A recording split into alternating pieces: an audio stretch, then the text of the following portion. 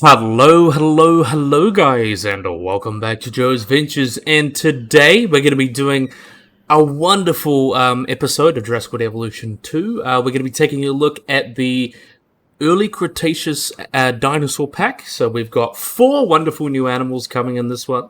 Just got released today, probably come out tomorrow for you guys.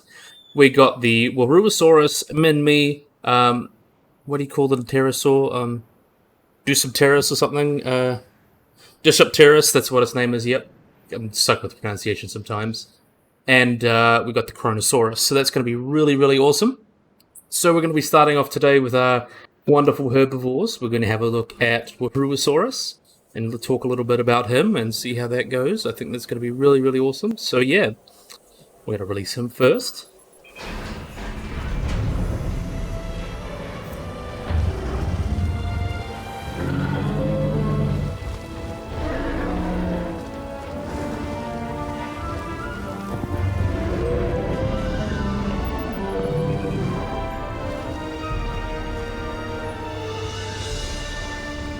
So love that skin randomizer, by the way.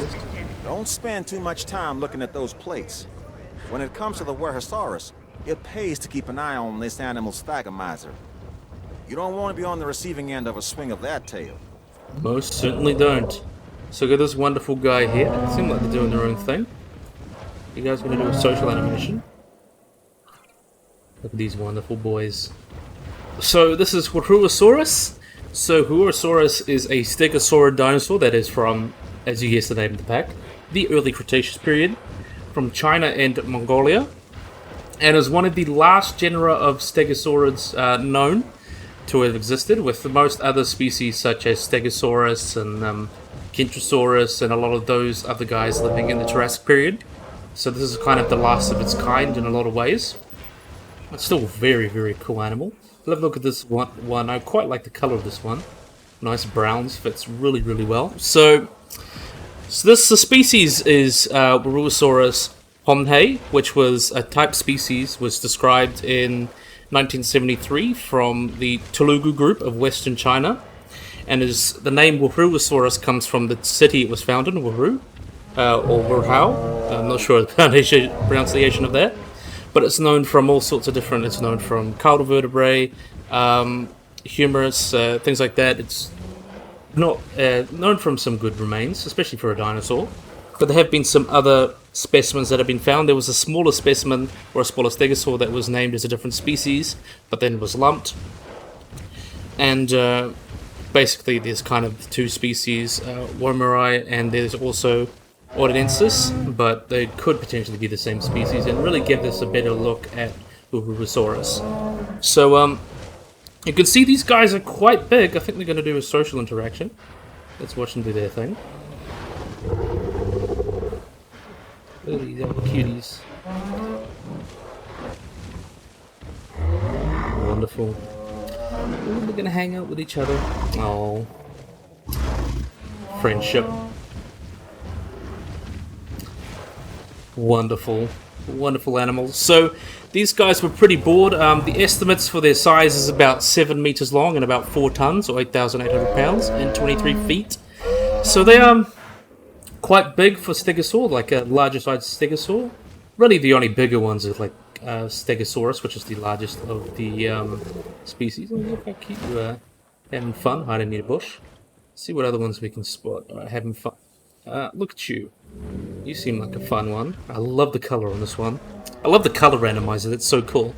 But it's really only known from a few scattered bones, so we don't know the full reconstruction. But the dorsal plates were thought to be much rounder and flatter than other stegosaurs, but it's also that was shown that was actually kind of the illusion of breakage, so they thought they had full plates, but actually these plates were broken. So it actually seems like they kind of had very, very similar plates to other stegosaurs, not too wildly different, and that's actually one of the good things that this kind of shows. It's not the short flat plates. I'm in a good dig there. But yeah, this is actually, in terms of that, it's quite paleo accurate. We'll keep talking about this guy as well. It's closely related. It's a member of Stegosauridae, and it's considered sister to Stegosaurus itself, so a close relative of that. Makes sense since it's one of the later Stegosaurs, Stegosaurus from the late Jurassic. and often had been considered to be lumped into Stegosaurus sometimes, but that's kind of been neither here nor there. Most people just consider it Wuerhosaurus. I want to see if we can get one hanging around doing its little pose. They do like a stretch pose, which is really, really cute. But these guys are lower to the ground, much lower to the ground than much other stegosaurs. So it seems these guys would have been feeding a lot on low vegetation, like near the ground, so ferns and horsetails and things. And they actually use their thagomizers as well for self-defense, and potentially, and actually the more likely reason they would have used them for competition within inch-specific competitions, so fighting with other males for females, which is pretty interesting. I want to see if one will do the stretch for me. Looks like these guys won't. But these guys, as I mentioned, the first species of Honhani, which I believe this one, was found in the Chalor group. So it would have lived in the early Cretaceous. And actually, what's really interesting, there have been stegosaur footprints that have been found, and they would have been the smallest stegosaur footprints known, about 5.7 centimeters in length, which means the individual's cat size. So that means a very young stegosaur made those prints, which is actually really cool. We don't really have many baby stegosaurs, I don't think. I want to see if any of them will do their... we'll have a look in camera mode. I want to see if any of them will kind of do their stretch thing. One's sitting down.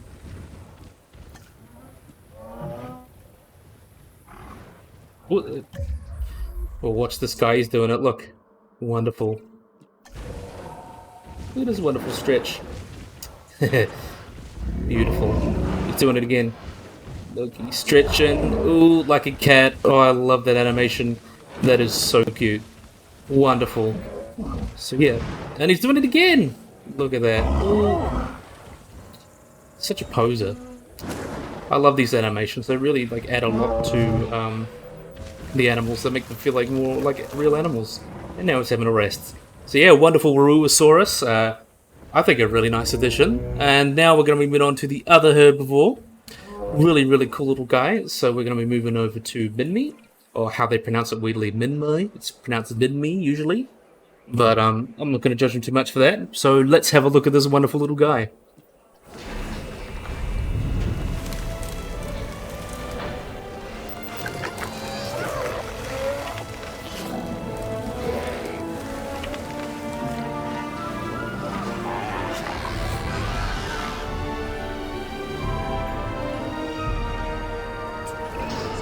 Minmei is a relatively small, armoured herbivore from Cretaceous Australia. What sets this species apart from other members of its family are the horizontally orientated plates that run along the sides of its backbone. Hence the binomial name, Minmei paravertebra. Wonderful. Look at this wonderful little guy.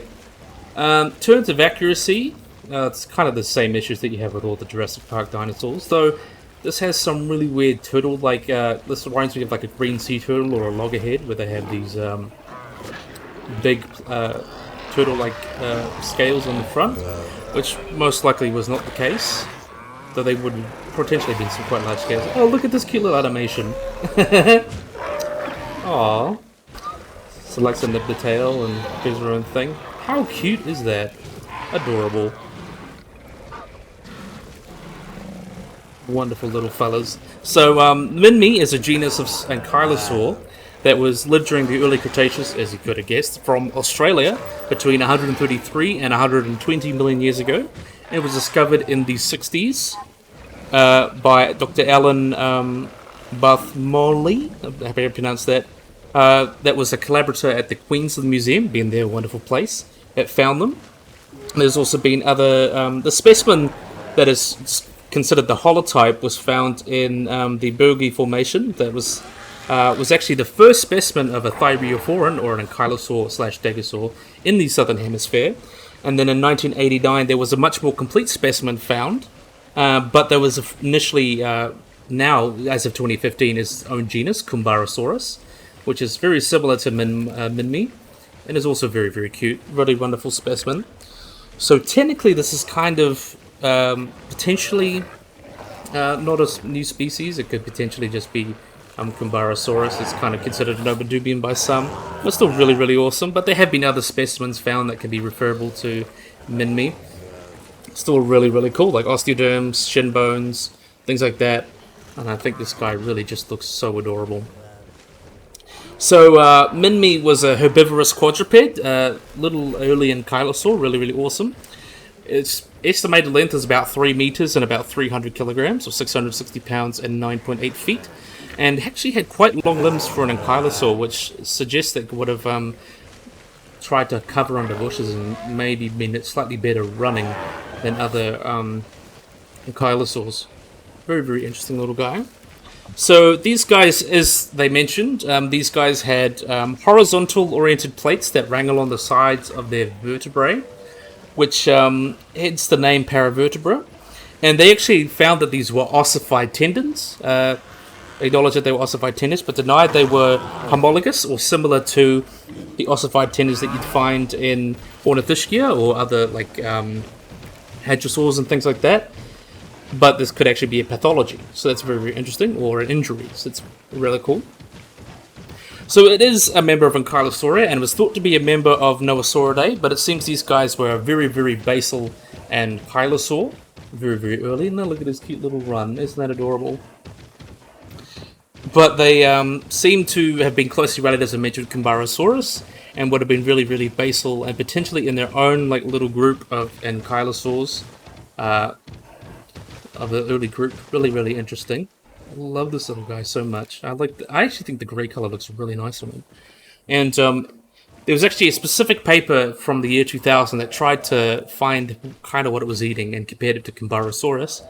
And it shows it was like a grazer or low browser, so eating on ferns and things, seeds, fruits, ferns, and flowering plants, which were just becoming a thing in the early Cretaceous.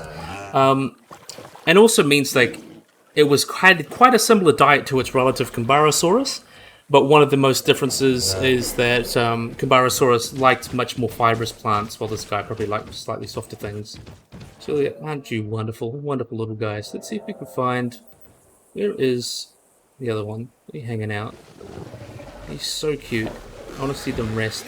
I love the sounds they make. The little run they make is how cute. I wonder what you're going to do. Sleep? Sleepy time. I like how this actually one looks quite nice. This one I'm a big fan of as well. Having a little eat there. Ooh. Rolling. He's rolling. We gotta have a look. Oh no. Oh, he's getting up. I had to get a look at the rolling. We'll have to check the rolling. I forgot the rolling existed, and it's so adorable. Look, I bet he's gonna do it. He's sniffing, and then he's gonna do it. Look at that. How cute! I love this. This gives him so much life. Look at all that personality it has. It's just... I love it. That's the biggest thing that I think they've improved from Jurassic World Evolution 1, is just the animals. They have so much personality to them. So yeah, that's so wonderful. I'm a big fan. So now we're going to be moving on to the pterosaur, and then we've got our pliosaur. In terms of accuracy, I think this has got the normal problems, like the toes I mentioned, but yeah, still pretty good. Generally pretty good. Minmei's not known from that much, so it's kind of not that hard to tell. Same with Wuerhosaurus, but we've also got a wonderful pterosaur, Dsungaripterus, I believe I pronounced that. So let's open up and have a look.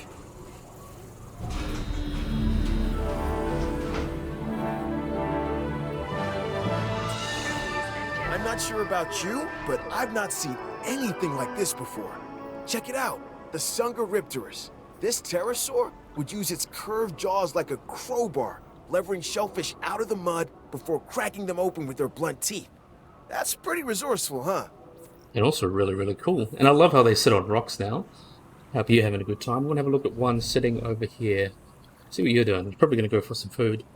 But really, really wonderful. So these guys were a Diptylopterus, which was a diptylopterid pterosaur with an average wingspan of about 3 meters, or 9.8 feet, that lived during, you guess it, the early Jurassic of what is now China, and was found in the Jugna Formation, or Basin. So as I mentioned, had a wingspan of 3 to 3.5 meters, or 9.8 to 11.5 feet, and like most other relatives of this guy, it had a rather robust skeleton with stocky proportions. Also seem to have been have abrupt landings and flappings. That's kind of its style. It would have done a lot of jumping off and landing. Very, very bulky. The skull of this guy is also about 40 to 50 centimeters long, or 16 to 20 inches. So it's really, really wonderful. They have this like bony crest here, and it goes down halfway down the skull, and they have these upturned beak. As they mentioned, they would have been used to remove prey from potentially rocks and things. Really helpful. It's almost like a giant prehistoric plover. That's probably the best comparison, or an oyster catcher. And it's probably the best comparison. And they also have about a meter long neck that they put the head on. Also these wonderful jaws that come up quite long and upturned.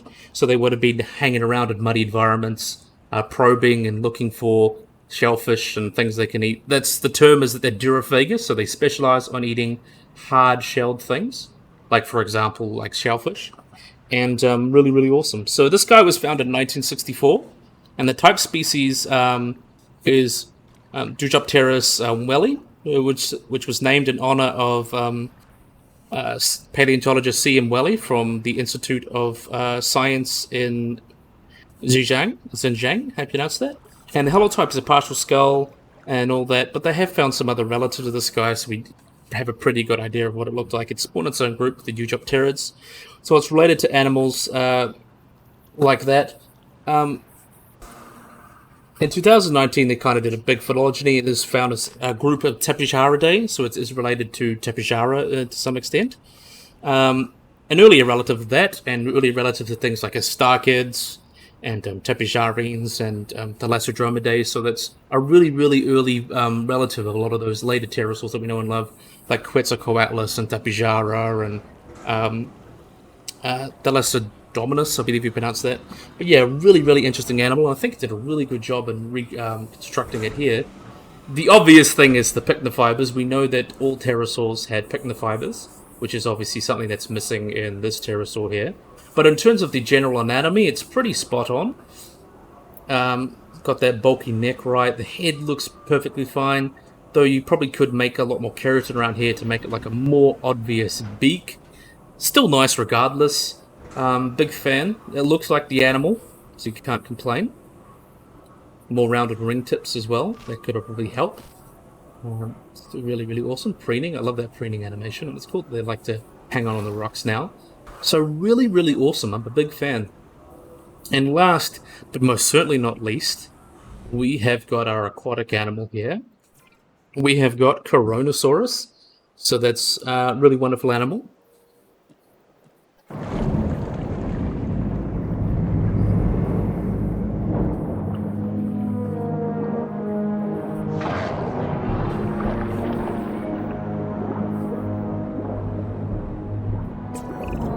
Okay, here we have the Kronosaurus, a predator that once ruled the seas of Colombia and Australia. Now get this, the marine reptile was named after the titan Kronos, a legendary ruler of Greek mythology's golden age. Pretty cool, right? Yeah, that's cool as heck. So, Kronosaurus, as he mentioned, means Lizard of Kronos, which was the king of the Titans and Zeus's father in Greek mythology. Really, really awesome. But these guys are the largest, or one of the largest known short-necked pliosaurs. They got to an estimated length of 9 to 10 meters long, and lived in the early Cretaceous, as you could guess. And fossil material has been found in the Tolbeck Formation and the Wallabar Formation of Queensland and New South Wales in Australia, and also found in Colombia. So that's very, very interesting. They seem to be a wide-ranging global species, or genus. Really, really awesome. I love it. So this was discovered in 1899, I believe, a scrap of bone that was found in the Queensland Museum, which was described as Kronosaurus queenslandicus. And then in 1977, there was another one found from Colombia, which was called Boyanensis, but I believe they could probably be lumped as the same thing. I don't know what you're going low health for. Who's low health? What's up with you? Weird. Anyway, we'll keep going with these guys. Wonderful fella here. I love the color of this one. So there is, I believe 1931, there was a complete skeleton, quote-unquote, that was found. And they basically were trying to compare it, but there was also constraints and stuff. And they got pretty big. They got 9 to 10 meters, as I mentioned. Size issues. There'd been a lot of older estimates that put it like 12 meters long, really, really huge, but they showed that they actually put too many vertebrae in the reconstruction. He's going to go eat his shark. Look at that. Look at that. Oof. Ripping apart. Oof. Wonderful. For some reason, it just frame rate drops when he does that, but still really, really awesome animation. So they are quite charismatic looking. They look very similar to Leopleurodon since they're close relatives. They have this long, flat snout, almost like a crocodile, and they have these large flippers that they use to swim around. And a lot of the estimates in 2009, the most recent size estimates were like 10 to 12 meters, 10 to 12 tons, and 9 to 10 meters long. So quite big animals. They're definitely the largest of the pliosaurs. And the skull that was estimated to be about 2.21 to 2.85 meters, or 7 to 9 feet long. So quite big skull as well. I wouldn't want to get jumped up by that. Really, really charismatic animal. They also have a modified pelvic girdle, similar to other pliosaurs, to allow them to swim quite strongly. And they have large teeth. Their teeth actually exceeded over 7 centimeters in length, and the largest were up to 30 centimeters, or 12 inches. So some very, very large teeth for a big predator. So they would have been using this to eat other plesiosaurs and ichthyosaurs and large fish and other animals that could pretty much get its mouth around. Potentially mosasaurs as well. Very, very dangerous predator and really awesome. So this guy is a pliosaur. So that was a relative of the member of the plesiosaurs that kind of developed these really big heads and big predators. So it's a later version of that as well, since a lot of them lived in the Jurassic, so animals like Leopleurodon and Pliosaurus and relatives like that. Really, really interesting. So fossil contents have actually been found of this guy as well, and it showed that they preyed on turtles and plesiosaurs. I think he's going to eat a fish. I have a feeling he's going to go for a fish. It will go for it soon. Definitely will. Really, really beautiful. And fossils of giant squids have potentially been found in the areas where they lived, so they potentially feed on giant squids. Probably pretty much just fed on anything they get their mouths around, like most other carnivores. Really, really wonderful animal, I think. Really beautiful. And there've been large round bite marks found in the skull of an Wuerhosaurus, which was a plesiosaur, long-necked plesiosaur that lived in the same sort of habitats that Kronosaurus lived in, so it's potential that's evidence of preying. And very weirdly, they're both known from Australia and Colombia, and both areas were shallow inland seas, so these guys may have had a preference for shallow seas, though potentially that could just be where the fossils were most likely to be found of this guy. Really, really wonderful animal I see here. And yeah, so in terms of accuracy, it's pretty spot on. The face looks about right. Flippers could probably be a little bit bigger on the back here, because the back flippers would have been slightly bigger than the front. But the weirdest thing I see here is the tail. They have this like sort of dorsal fin like a whale. We know they didn't have it like that. It would have been a keel at the back of the tail here, very similar to the Attenborosaurus, for example. So it would have been like that. So other than that, it's damn near perfect, and probably the best animal of this pack. I just want to see this guy do some hunting. Let's see. We'll see him hunt soon. Probably just hunt something.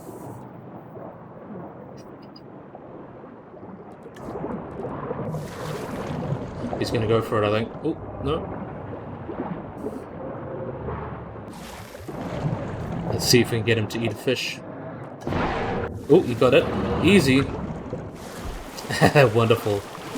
Come up for a breath. Wonderful animal. So, I think this is a good place to finish this video, showing off all the wonderful animals from the early Cretaceous pack. Really wonderful pack. I'm a big fan. So I think this would be a great place to end the video. So, yeah. I really, really, really hope you guys enjoyed this video. I hope you guys like and subscribe. Always remember to get the little bell icon to get notified when I don't anything. So yeah, hopefully you guys enjoyed this video. Hope you guys like and subscribe. And bye-bye.